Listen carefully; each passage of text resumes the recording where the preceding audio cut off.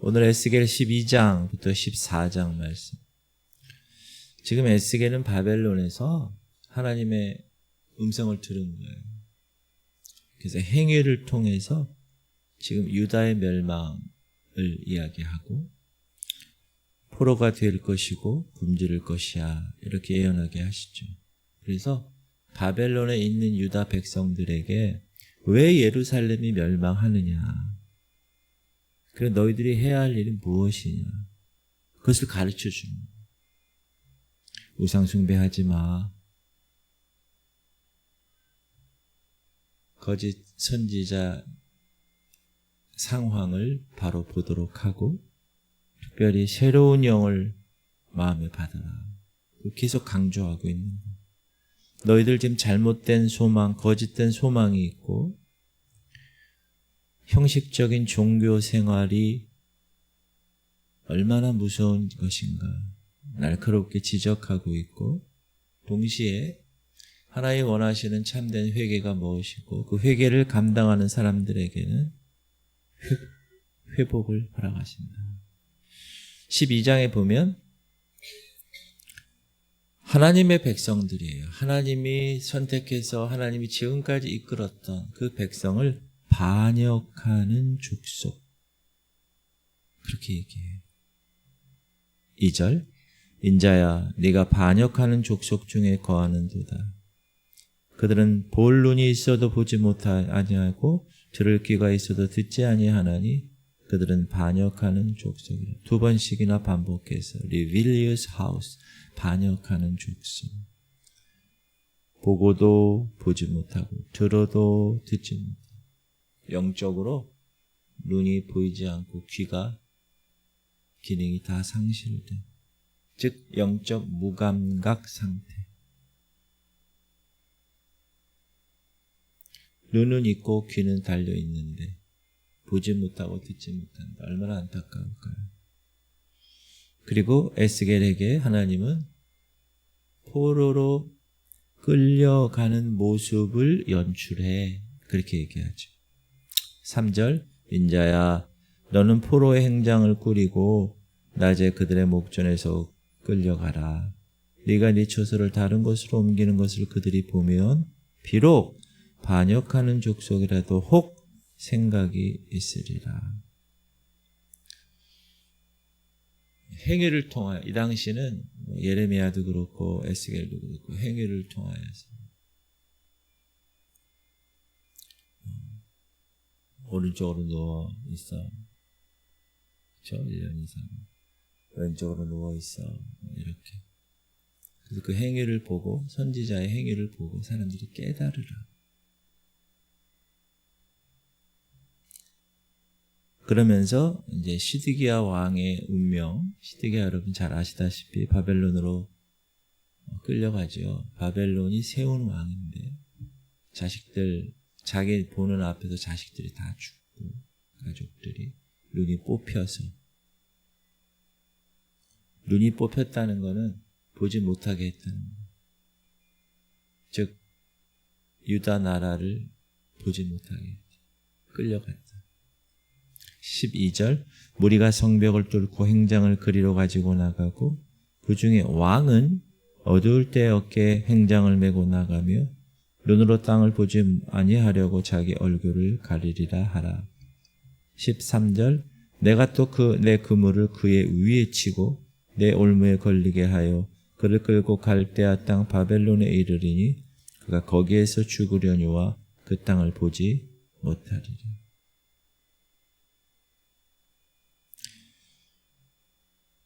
그런데도 불구하고 백성들은 속담을 만들어서 하나님의 심판이 임하지 않을 거야, 그렇게 스스로 위로하고 있다는 거. 22절, 인자야 이스라엘 땅에서 이르기를 날이 더디고 모든 묵시가 사라지리라 하는 너희의 속담이 어찌 되냐. 날이 더디고 모든 묵시가 사라지리라. 그런 날 안 와. 하나님의 심판 올 수가 없어. 이렇게 스스로를 위로하고 있죠. 그래서 23절에 읽을게요. 시작. 그러므로 너는 그들에게 이르기를 주 여호와께서 이같이 말씀하시기를 내가 이 속담을 그치게 하리니 사람이 다시는 이스라엘 가운데에서 이 속담을 사용하지 못하리라 하셨다 하고 또 그들에게 이르기를 날과 모든 육시의 응함이 가까우니. 그러니까 하나님은 그런 속담을 어떻게 해요? 그치게 했어요. 왜? 잘못된 심판의 때가 이르렀다, 가까웠다 선언하시죠. 이게 12장. 참 안타깝죠. 근데 지금 우리가 이 시대에 예레미야, 에스겔, 이사야 이런 예언의 말씀을 배우는 이유가 뭐죠? 따라하십시오. 그때나 지금이나 똑같다. 예전에는 제가 이스라엘 백성들 이걸 딱 보면 이야, 이놈들 이렇게 머리가 나빠. 그러니 심판받지. 요즘은 야, 내가 이렇고 그런 생각을 하게 됩니다. 자꾸 까먹죠. 자꾸 세상으로 나가죠. 이스라엘처럼 하나님 섬기면서 우상도 똑같이 섬기죠. 혼합 종교. 세상적인 가치관, 어제 진화론 얘기했지만 진화론의 가치관으로 신앙생활하는 사람이 많아요. 똑같다. 그때나 지금이나 똑같다. 그래서 우리가 영적인 귀가 열려 이 하나님이 오늘날 이 말씀을 왜 우리에게 하시는지를 들을 수 있어야 됩니다. 13장은 이 또 거짓 선지자들이 하나님의 말씀을 정말 순전하게 선포하고 전달해야 되는데 자기 마음대로, 자기 생각나는 대로 이야기한다는 거예요. 2절 인자야 너는 이스라엘에 예언하는 선지자들에게 경고하여 예언하되 자기 마음으로 예언하는 자에게 말하기를 너희는 여호와의 말씀을 들으라. 여기 자기 마음대로 예언하는 자들. 목사가 자기 마음대로 설교하면 안 되고 하나님 말씀대로 설교해야 돼요. 저에게 주시는 말씀이죠. 그러니까 거짓 선지자들이 역할이 리더십으로 건설적이고 창조적인 그런 삶을 살면서 이야기해야 되는데 오히려 파괴하는 존재들이 되어버립니다. 3절 주 여호와의 말씀에 본 것이 없이 자기 심령을 따라 예언한 어리석은 선지자에게 화가 있을진저 이스라엘아 너희 선지자들은 황무지에 있는 여우 같으니라.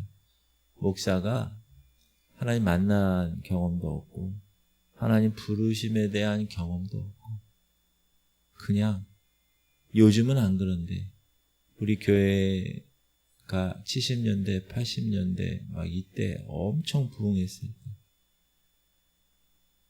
교회 하면 잘 산다고 합니까? 그래서 그런 사람들이 많이 있어요.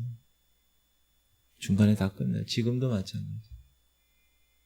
하나님의 부르심 없이 하나님 만남 없이 그렇게 신학교 가고 그러다가 뭐 목사 되고 그러다가 목회하고 잘 될 수가 없죠.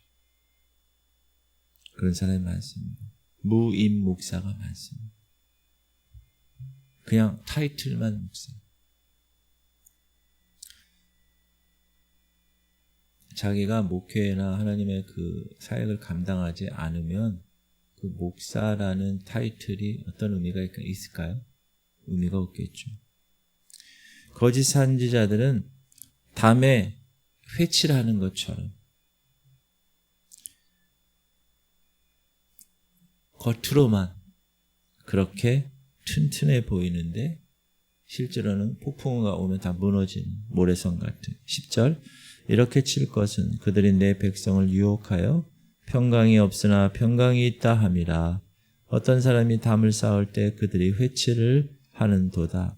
그러므로 너는 회치라는 자에게 이르기를 그것이 무너지리라. 폭우가 내리며 큰 우박덩이가 떨어지며 폭풍이 몰아치리니.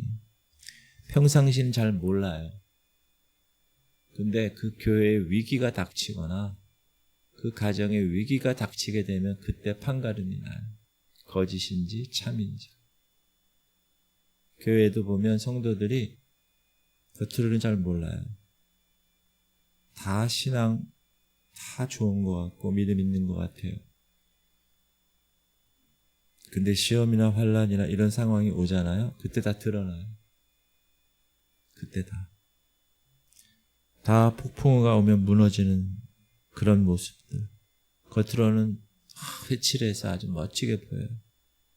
속은 썩었어. 바람이 훅 불면 다 무너지는 그런 모습이었다. 그리고 여자들, 거짓 여자 선지자들 17절 읽읍시다. 너 인자야 너희 백성 중 자기 마음대로 예언하는 여자들에게 경고하며 예언하여 이르기를 주 여호와의 말씀에 사람의 영혼을 사냥하라고 순복마다 부적을 꿰어매고 키가 큰 자나 작은 자의 머리를 위하여 수건을 만드는 여자애들에게 화 있을진저 너희가 어찌하여 내 백성의 영혼을 사냥하면서 자기를 위하여는 영혼을 살리려 하느냐. 수건, 머리를 두르는 장식, 주술용 천 이런 걸 얘기하는데 어린아이부터 어른까지 남녀를 가리지 않고 수건을 씌워서 주술 행위를 끌어들이는 그런 거짓 선지자들. 쉽게 말하면 점쟁이, 무당 그런 행위를 한다는 거예요. 영혼을 속박하는 거죠. 그런 미신적인 행위를 통해서 미혹하는 거예요. 하나님이 경고하시는 13장에서 거짓 선지자들 자기 생각대로 이야기하고 예언하는. 제가 저번에 말씀드렸죠. 누가 거짓 선지자고 참 선지자인가 구분이 어떻게 된다고요? 나중에 그들이 뱉었던 예언의 말씀이 이루어지느냐 안 이루어지느냐 그것으로 판단한다고 그랬어요. 14장은 계속해서 우상을 마음에 품어요. 읽어봅시다. 이스라엘 장로 두어 사람이 나와 내 앞에 앉으니 여호와의 말씀이 내게 임하여 이르시되 인자야 이 사람들이 자기 우상을 마음에 들이며 죄악의 걸림돌을 자기 앞에 두었으니 그들이 내게 묻기를 내가 조금인들 용납하랴. 여기 1절에 이스라엘 장로예요. 장로. 근데 그 장로들이 뭐예요? 자기 마음의 우상을 드렸다.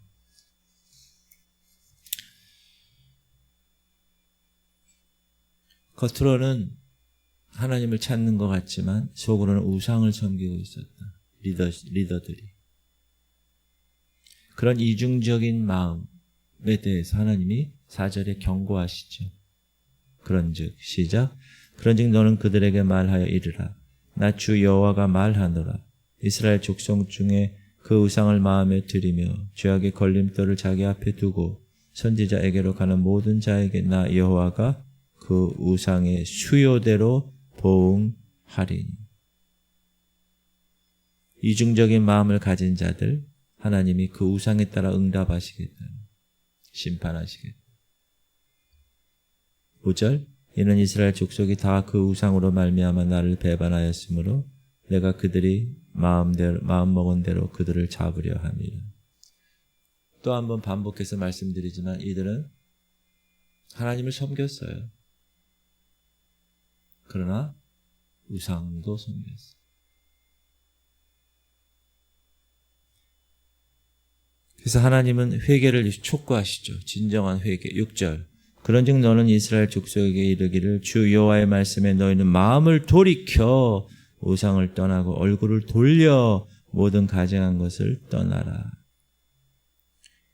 이거는 단순한 후회가 아니라 생각으로만 하는 게 아니라 삶의 방향을 완전히 바꾸는 거죠.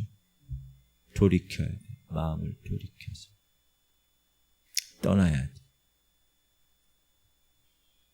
그리고 하나님의 심판이 임할 때 아무리 의로운 사람이라고 할지라도 다른 사람을 구원할 수 없어요. 시작. 비록 노아, 다니엘, 욥 이 세 사람이 거기 있을지라도 그들은 자기 공의로 자기의 생명만 건지리라. 나 주 여호와의 말씀이니라. 하나님의 심판할 때 노아, 다니엘, 욥과 같은 의인이 있어도 자기를 구원할 수 없어요. 자기는 자기가 선택에 의해서 결정되는 거예요. 아버지가 목사라고 집안이 3대째 기독교 집안이라고 자동으로 되지 않는다. 구원 문제. 각 개인이 하나님 앞에서 어떤 삶을 사느냐. 여러분 노아, 다니엘, 욥 대단한 사람이잖아요. 그런 사람 같은 의인이 있어도 그들 자신의 생명만 건질 수 있어요. 그리고 하나님은 그렇게 우상 숭배하는 그들에게 4가지 벌을 내리죠. 시작. 주 여호와께서 이와 같이 이르시되 내가 나의 4가지 중한 벌 곧 칼과 기근과 사나운 짐승과 전염병을 예루살렘에 함께 내려 사람과 짐승을 그 중에서 끊으리니 그 해가 더욱 심하지 아니하겠느냐. 하나님은 예루살렘에 4가지 심판을 내리시겠다. 칼은 전쟁이죠. 기근, 기후변화죠. 사나운 짐승, 전염병, 코로나19. 여러분, 코로나19 3년간의 기간은 우연이 절대 아닙니다. 그리스도인들이 지금 비상사태라는 걸 깨달아야 돼요. 하나님이 한번 맛배기를 보여주신 거예요. 코로나19.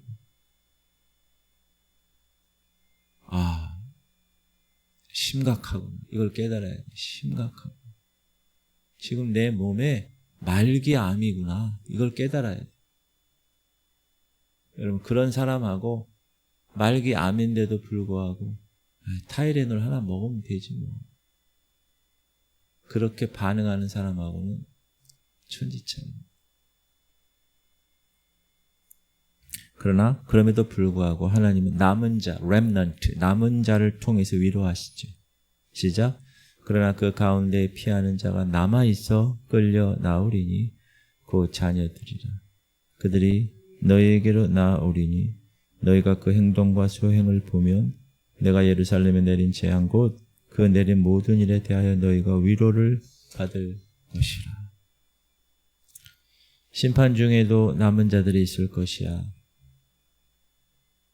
그들은 하나님을 정말 진실로 신뢰하고 신앙생활한 사람들. 하나님이 같이 심판하지 않으시죠. 왜? 공의로우신 분이니까. 오늘 이 말씀을 통해서 우리에게 몇 가지 하나님 말씀하십니다. 첫 번째, 영적 무감각의 위험을 말씀하십니다. 눈이 있어도 보지 못하고 들을 귀가 있어도 듣지 못하는 사람들. 오늘 우리에게도 적용되는 말씀이죠. 매주 예배에 참석하고 말씀 들어요. 그러나 정말로 하나님의 음성에 귀를 기울이고 있는가 돌아봐야 됩니다. 가장 불쌍한 것, 무감각 상태, 영적 무감각 상태. 지금 당뇨 합병증 얘기 들어보셨어요? 당뇨 합병증? 당뇨가 심하면 이 말단에서부터 썩어 들어와요. 발가락부터. 근데 감각이 없어요. 무서운 거죠. 여러분 우리에게 이 페인, 이 고통이 있는 거는 너무나 귀한 일이에요. 뜨거운 난로를 탁 대면 뜨거 이러잖아요. 그럼 내가 본능적으로 피하죠. 감각이 없어. 아무렇지도 않으면 손이 다 타는 거예요. 발가락이 썩어 들어가기 전에 아이고 아파. 그러면 병원에 가죠. 감각이 없어. 잘려도 감각이 없어. 영적으로 무감각 상태 가장 위험한 것이죠. 그래서 우리가 항상 깨어 있어야 돼요. 제가 여러분에게 강조하는 거 계속 하루 종일 깨어 있어야 된다 말씀드리는 이유입니다. 두 번째는 거짓 선지자들, 백성들이 듣고 싶은 말만 하는 거예요. 회칠한 담처럼. 겉으로는 괜찮아요. 근데 근본적인 해결책이 없어요. 강단에서 진리가 선포되지 않아요. 듣기 좋은 말, 편안한 메시지, 잘 살아요, 축복받아요. 그런 달콤한 거짓말보다 쓴 진리가 우리에게 필요합니다. 왜 목사님은 계속 왜 저런 말씀만 해서 왜 내 마음을 찔릴까? 그게 정상이에요. 그 다음에 세 번째, 마음의 우상. 이거는 겉으로는 안 보여요. 겉으로는 하나님 찾는 것 같아. 근데 속으로는 하나님보다 더 사랑하고 더 의지하는 마음의 우상들. 우리에게 다 있잖아요. 돈. 지금 이 시대에는 이 만몬, 돈이 하나님보다 더 위에 올라가 있어요. 물질. 성공. 다른 사람이 나를 어떻게 평가할까? 인정. 인스타그램, 페이스북 다 올리죠? 인정받고 싶어서. 제일 좋은 것만 올려. 인간관계. 건강. 얼마나 건강에 투자하는지 몰라요. 건강. 하나님보다 건강이 우선이면 우상숭배. 안정감 찾으려고 다 돈이 안정감을 주는 것처럼 생각합니다. 돈. 자존심. 하나님보다 자기가 더 세. 자기 의가. 뭐라고 얘기해도 자기 의에 딱 갇혀 있어요. 틀에. 여기까지. 더 이상 나는 안 할 거야. 깨뜨려야 되는데 깨뜨리지를 못하는 다 우상입니다. 너희는 돌이켜 회개하고 너희 우상들을 떠나며 너희 얼굴을 모든 가증한 것에서 돌이키라. 분명히 말씀하세요. 네 번째는 개인적인 책임이 중요하다. 노아, 다니엘, 욥의 예를 통해서 하나님은 각 사람의 개인적인 책임을 강조하십니다. 부모의 신앙, 배우자 신앙. 제가 옛날에 오래됐어요. 고등학교 동창을 한 번 만난 적이 있어요. 정말 오랜만에. 30년 만에 만났나. 내가 목사니까 점검을 하는 거야. 야, 너 교회 다니냐? 그랬더니 별명이 꼴초인 애가 있어. 그럼 고등학교 때부터 담배를 하도 피워서 꼴초야. 야, 우리 아내가 순복음교회 집사야, 임마. 이래요, 전. 너, 임마, 너 얘기하는 거야. 여러분, 배우자 신앙으로 천국에 간다? 택도 없는 말. 부모의 신앙, 배우자 신앙, 목사님의 기도. 목사님 기도해 주시잖아요. 성도들 중에서 자기가 기도해야 돼. 자기 문제니까. 근데 목사님에게만 기도 부탁을 하고 자기는 안 해. 물론 목사는 열심히 기도하죠. 김금영 원사님, 내일 내시경 하죠? 제가 기도하겠어요, 안 하겠어요? 권사님 기도해요, 안 해요? 기도하시죠? 지금 또 유경근 장로님 병원에 계셔요. 여러분 기도해 주세요. 목사님한테 기도 다 부탁하고 자기는 기도 안 해.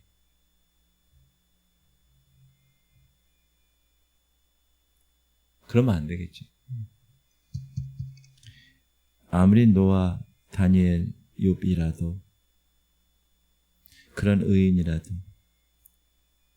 각자가 하나님과의 개인적인 관계를 맺어야 합니다. 맞죠? 제가 자녀들, 남편, 믿지 않는 남편, 자녀들 이름 다 불러가면서 계속 기도하는데 본인들은 안 하고 있어요. 상담하면서 제가 물어봐요. 물어보면